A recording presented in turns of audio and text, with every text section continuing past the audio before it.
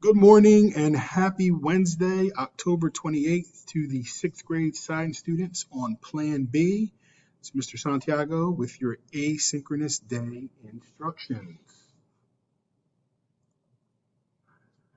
So a quick recap from Tuesday. Tuesday, our focus was on a thought catcher. Remember what a thought catcher is? It's a tool that scientists use to record what they see, what they notice, and what they wonder. It's kind of like a diary. All scientists do this to keep track of their thoughts and to help them plan their investigations and how they're going to go about conducting those investigations. The second thing we focused on was gravity.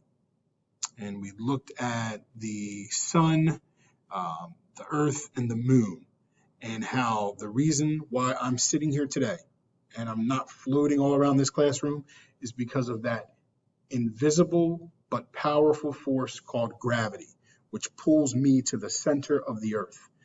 Gravity occurs when planets pull other objects towards their center.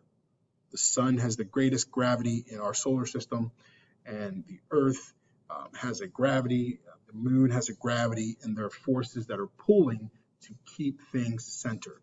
So gravity is going to be huge in this unit as we focus on the solar system.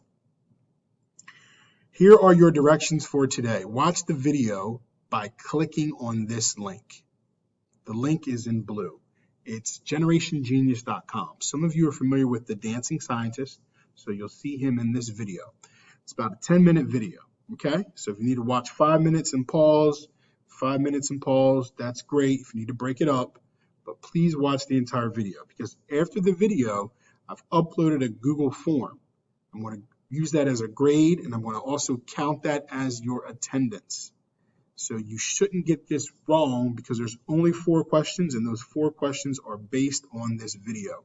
The video is going to focus on the seasons, why we have the seasons, and it's going to mention some of those things about the sun and the earth and its gravitational pull. So go ahead and watch that video, and you will be done. The entire thing should take you maybe 10 to 15 minutes. So not a lot of work today. It's your asynchronous day. Get caught up in other classrooms if you need to, but please be sure to get this science work done.